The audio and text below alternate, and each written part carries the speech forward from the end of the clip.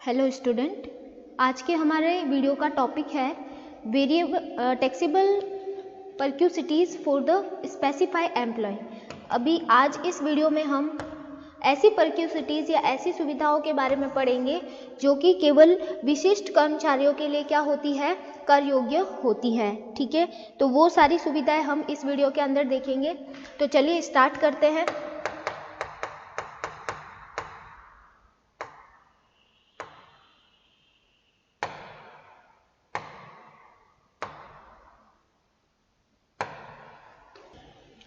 तो विशिष्ट कर्मचारियों के लिए कौन सी सुविधाएं कर योग्य होती है, ये जानने से पहले हम ये जान लेते हैं कि विशिष्ट कर्मचारी क्या होता है।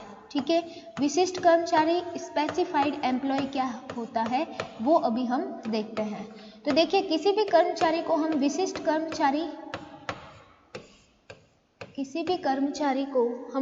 कर्मचारी कब कहेंगे? जब कोई कर्मचारी किसी कंपनी का क्या हो, संचालक हो। ठीक है, वो कंपनी का क्या हो, डायरेक्टर हो, कंपनी का संचालक हो, या फिर वो क्या हो, उसका कंपनी में सार्वजनिक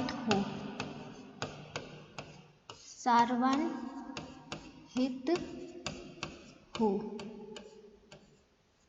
ठीक है, और थर्ड, या उसकी सैलरी 50,000 रुपये से ज़्यादा हो, या गत वर्ष में आय 50,000 से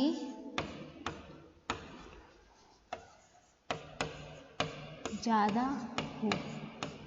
ठीक है, तो देखिए, हम विशिष्ट कर्मचारी किसी कर्मचारी को कब कहेंगे? जब या तो वो कंपनी का क्या हो, संचालक हो। ठीक है, वो कंपनी का क्या हो, डायरेक्टर हो, या फिर उसका कंपनी में सार्वजनिक हित हो। सार्वजनिक हित होने का मतलब क्या है? उसके पास कम से कम 20% से ज़्यादा क्या हो, उसके पास 20% से ज़्यादा शेयर हो, अंश हो। किसी कंपनी के 20% से ज़्यादा मताधिकार वाले क्या हो, उसके पास अंश हो। और तीसरा है कि गत वर्ष में उसकी आय 50,000 रुपये से ज़्यादा हो। ठीक है, तो ऐसा अगर किसी कर्मचारी इन तीनों में से कोई भी पॉइंट को अगर कवर करता हो तो वो कर्मचारी क्या होगा, विशिष्ट कर्मचारी होगा, स्पेसिफाई एम्प्लॉय होगा। ठीक है, तो ये स्पेसिफाई एम्प्लॉय की डेफिनेशन है। अब हम वो सारी सुविधाएं देखते हैं जो सिर्फ और सिर्फ किसके लिए, स्पेसिफाई एम्प्लॉय के लिए क्या होती है, टैक्सेबल होती है। ठीक है, तो इसके अंदर सबसे पहली जो फैसिलिटी आएगी वो फैसिलिटी क्या आएगी? Facility of light, water and gas.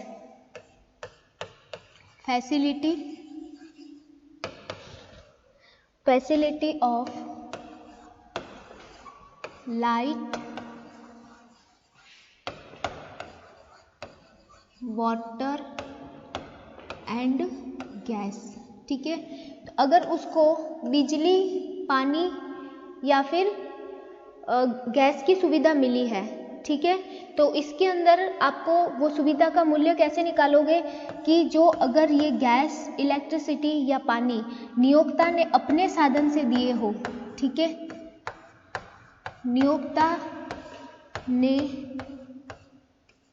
अपने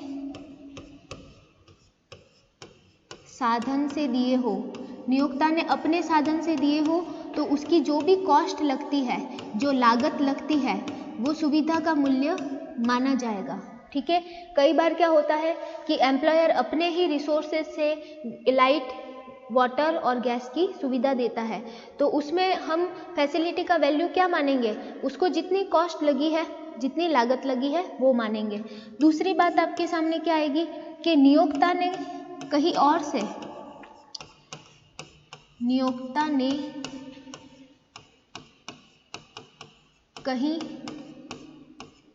और से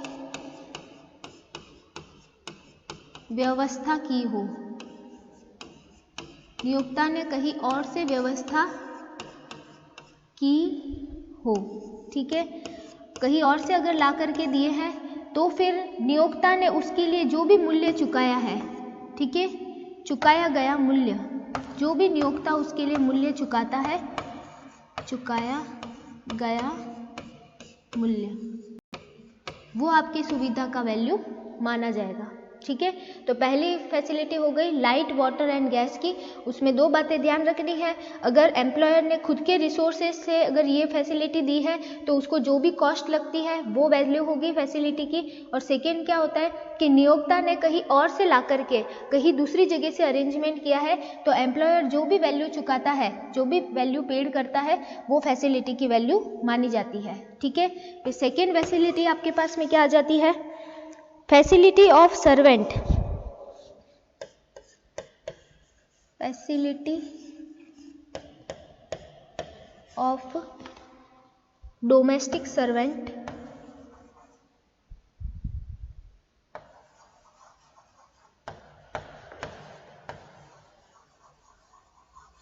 डोमेस्टिक सर्वेंट जिसके अंदर गार्डनर, वॉचमैन, स्वीपर ये आ जाते हैं। गार्डनर,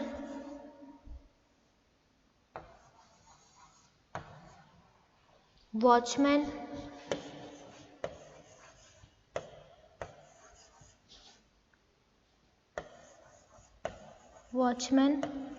स्वीपर,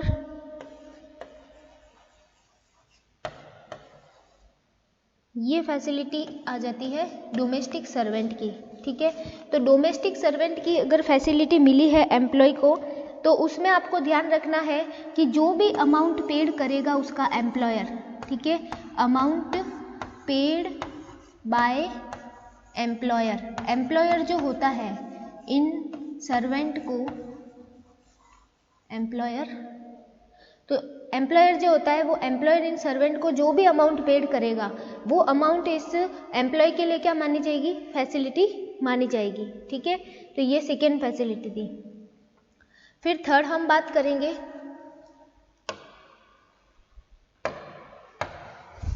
थर्ड फैसिलिटी आएगी एजुकेशन फैसिलिटी।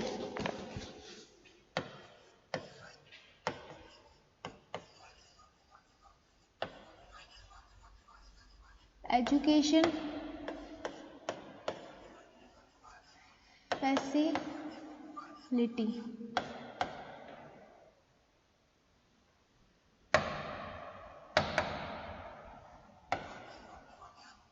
एजुकेशन फैसिलिटी, शिक्षा की सुविधा। अब यहाँ पे भी आपको दो बातें ध्यान रखनी है, ठीक है। पहली बात तो ये है कि अगर शिक्षण संस्थान किसका हो, नियोक्ता का हो, अगर शिक्षण संस्थान नियोक्ता का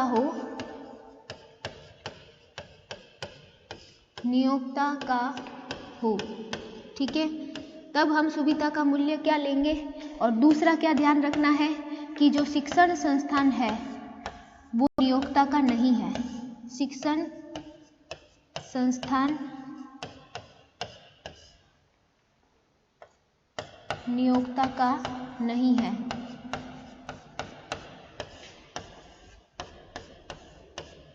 न हो, जिसको हम क्या कह सकते हैं, अन्य शिक्षण संस्थान में, अन्य शिक्षण संस्थान में, ठीक है। यहाँ पे दो पॉइंट आपको ध्यान रखने हैं कि जो एजुकेशन फैसिलिटी है तो यहाँ पे दो चीज़ें ध्यान रखोगे कि शिक्षण संस्थान नियोक्ता का हो, अगर वो जो एजुकेशनल इंस्टीट्यूट है वो किसका है, एम्प्लॉयर का है, तो वहाँ पे जो एजुकेशन फैसिलिटी है वो 1000 रुपीज़ पर मंथ तक क्या होगी, वहाँ पे 1000 रुपीज़ पर मंथ तक टैक्स फ्री होगी, पर मंथ तक टैक्स फ्री होगी, ठीक है। और उससे ज़्यादा अगर स्पेंड किया है तो उससे ज़्यादा अमाउंट टैक्सेबल हो जाएगी, ठीक है। और दूसरी बात क्या होगी कि शिक्षण संस्थान नियोक्ता का ना हो, अदर एजुकेशनल इंस्टीट्यूट, दूसरा किसी बाहर का एजुकेशन इंस्टीट्यूट में अगर एम्प्लॉयर उसको क्या करता है, एम्प्लॉय को एजुकेशन फैसिलिटी देता है, तो जो भी अमाउंट होती है, जो भी amount paid by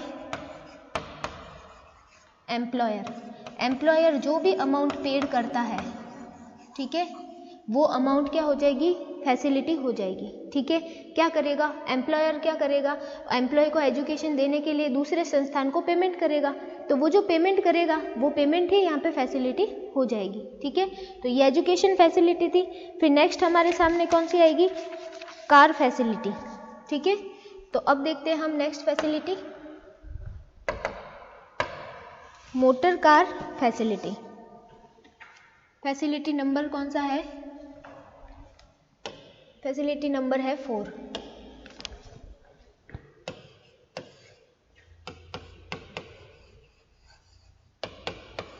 facility of car की फैसिलिटी मिलती है। ठीक है, मोटर कार की एम्प्लॉयज़ को, बहुत सारे एम्प्लॉयज़ को मिलती है, हम देखते ही है जनरली। ठीक है, तो यहाँ पे आपको क्या करना है कि यहाँ पे दो बातें ध्यान में रखनी है। तो इस सुविधा में आपको दो बातें ध्यान रखनी है। पहली तो ये बात ध्यान रखनी है कि जो कार है वो कार किसकी हो, कार नियोक्ता की हो। ठीक है, कार किसकी हो, नियोक्ता की हो। और सेकंड बात क्या ध्यान रखनी है कि कार कर्मचारी की हो। ठीक है, कार की सुविधा दो तरीके से मिलती है, कार कर्मचारी की हो। अब देखो, कार की सुविधा दो तरीके से कैसे मिलती है, या तो नियोक्ता अपनी कार दे देगा कर्मचारी को यूज करने के लिए, ठीक है, या फिर कर्मचारी खुद की ही कार को यूज करेगा ऑफिस के लिए। ठीक है, तो उसमें क्या होता है कि अगर कर्मचारी अपनी ही कार को यूज करता है तो उसके जो एक्सपेंसेस होते हैं वो पेड कौन करता है, उसके एम्प्लॉयर पेड करते हैं। ठीक है, और अगर उसका एम्प्लॉयर उसको कार ही दे देता है, ठीक है, तो हम वैल्यू कैसे निकालेंगे फैसिलिटी की। तो अब एक एक करके इसमें हम पढ़ते हैं। तो सबसे पहला पॉइंट देखते हैं कि कार किसकी है, एम्प्लॉयर की है। ठीक है, कार नियोक्ता की हो। अगर कार किसकी हो, नियोक्ता की हो, तो उसमें पहला पॉइंट ये आ जाएगा कि कार किसके लिए दी है, सिर्फ और सिर्फ किसके लिए दी है, अगर पर्सनल यूज के लिए दी है, ठीक है, निजी उपयोग के लिए दी है, निजी उपयोग के लिए। अगर कार किसके लिए दी हो, निजी उपयोग के लिए, कर्मचारी को खुद के पर्सनल यूज के लिए दी हो। ठीक है, तो ये जो कार की फैसिलिटी का वैल्यू होगा ना, वो फुली क्या हो जाएगा, आपके टैक्सेबल हो जाएगा, फुली टैक्सेबल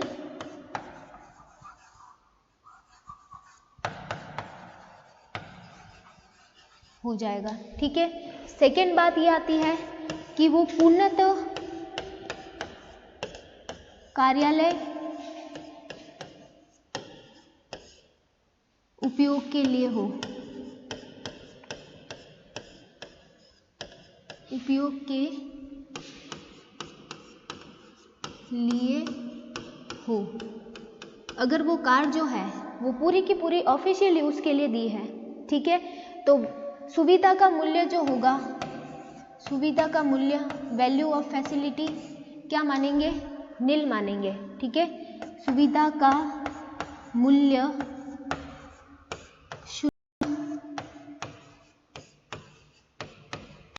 माना जाएगा। ठीक है, तो यहाँ पे ये बात ध्यान रखनी है कि अगर पर्सनल यूज के लिए दी है तो जो भी एक्सपेंसेस होंगे कार फैसिलिटी के लिए वो पूरे के पूरे टैक्सेबल होंगे। और दूसरी बात है कि अगर वो सिर्फ ऑफिशियली यूज के लिए कार दी है तो ऑफिशियली यूज के लिए जो दी है उसके लिए एम्प्लॉय के लिए जो फैसिलिटी होगी वो क्या मानी जाएगी, नील मानी जाएगी, कोई भी फैसिलिटी नहीं मानी जाएगी, शून्य मानी जाएगी। ठीक है, और थर्ड पॉइंट क्या आता है, थर्ड पॉइंट आता है कि आंशिक रूप से कार्यालय, आंशिक रूप से कार्यालय व आंशिक रूप से निजी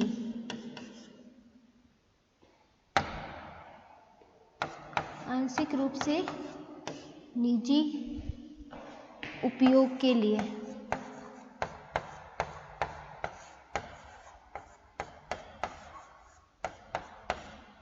ली हो। अब देखो वो जो कार है, ठीक है, वो कार आधी तो किसके लिए काम आती है? ऑफिशियल यूज़ के लिए, और आधी अगर एम्प्लॉय के पर्सनल यूज़ के लिए काम आती है। तो हम फैसिलिटी का वैल्यू कैसे निकालेंगे? तो फैसिलिटी का वैल्यू क्या करना है?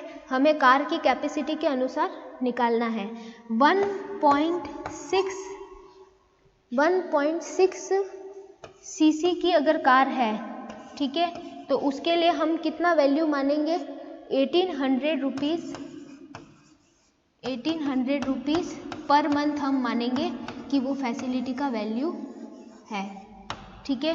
फिर सेकेंड, अगर वो कार जो है 1 सीसी से ज़्यादा की कैपेसिटी है, ठीक है, मोर देन 1.6 सीसी से अगर ज़्यादा की कार है तो हम कार की फैसिलिटी का वैल्यू कितना लेंगे? 2400 रुपीज़ लेंगे। 2400 रुपीज़ पर मंथ लेंगे, ठीक है।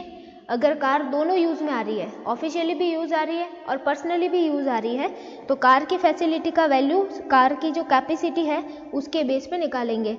1.6 सीसी तक कार की फैसिलिटी का वैल्यू क्या लेंगे हम? 1800 रुपये लेंगे, ठीक है, 1800। और अगर 1.6 सीसी से ज़्यादा की कार है तो 2400 रुपये पर मंथ के हिसाब से वैल्यू लेंगे, ठीक है।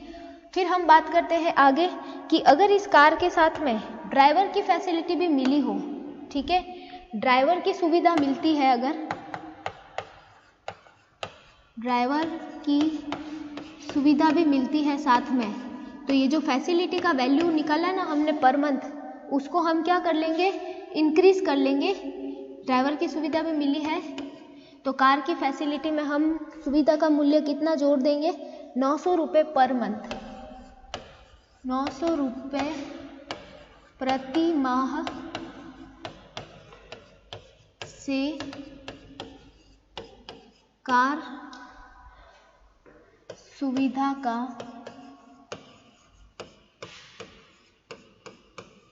मूल्य बढ़ा दिया जाएगा।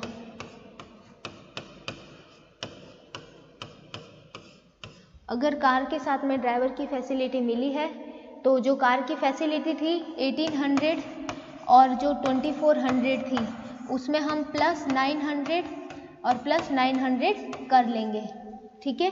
ड्राइवर की फैसिलिटी मिली है तो 1.6 सीसी तक तो ये, एंड मोर देन 1.6 सीसी से 2400 प्लस 900 बढ़ा देंगे, ठीक है। फिर बात करते हैं हम कि अगर वो कार किसकी हो? कार एम्प्लॉय की हो। अब नेक्स्ट पॉइंट आ गया है कि अगर वो कार जो है, कार किसकी हो? कर्मचारी की हो। कार कर्मचारी की हो, ठीक है। अगर कार कर्मचारी की है तो आपकी जो फैसिलिटी का वैल्यू होगा वो नियोक्ता द्वारा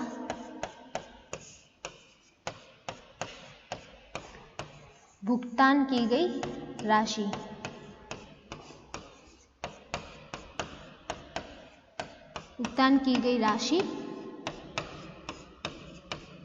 होगा, ठीक है। तो अगर वो कार किसकी? एम्प्लॉय की है तो उसका एम्प्लॉयर जो भी उसके लिए पेमेंट करता है कार के लिए, तो वो सारी की सारी अमाउंट उसकी फैसिलिटी हो जाएगी, ठीक है। तो ये होगी, ये सब सुविधा का मूल्य है। जो सुविधा लिखेंगे हम अपने स्टेटमेंट के अंदर, जो सैलरी स्टेटमेंट बनाएंगे उसके अंदर हम लिखेंगे, जैसे कार फैसिलिटी लिखोगे तो कार फैसिलिटी का कितना वैल्यू लिखोगे कि एम्प्लॉय को कितनी कार फैसिलिटी मिली है। तो अगर जो इस तरीके से आपको देखना पड़ेगा, ठीक है, इसमें से जो भी वैल्यू आएगी वो कार फैसिलिटी के आगे आप लिखोगे, ठीक है। तो ये वैल्यूएशन था और ये सारी जो सुविधाएं हैं वो किसको मिलती है, विशिष्ट कर्मचारियों को मिलती हैं। तो कौन कौन सी सुविधाएं देखी है हमने, एक बार रिवीजन ले लेते हैं। देखो सबसे पहले लाइट, वाटर और गैस की फैसिलिटी मिलती है, फिर डोमेस्टिक सर्वेंट की फैसिलिटी मिलती है, फिर एजुकेशन फैसिलिटी मिलती है, फिर कार फैसिलिटी मिलती है, ठीक है। तो ये 4 फैसिलिटी स्पेशल फैसिलिटी है जो स्पेशल एम्प्लॉय को मिलती है और उनके लिए क्या होती है, टैक्सेबल होती है, ठीक है। और बाकी की जो फैसिलिटीज़ है वो हम नेक्स्ट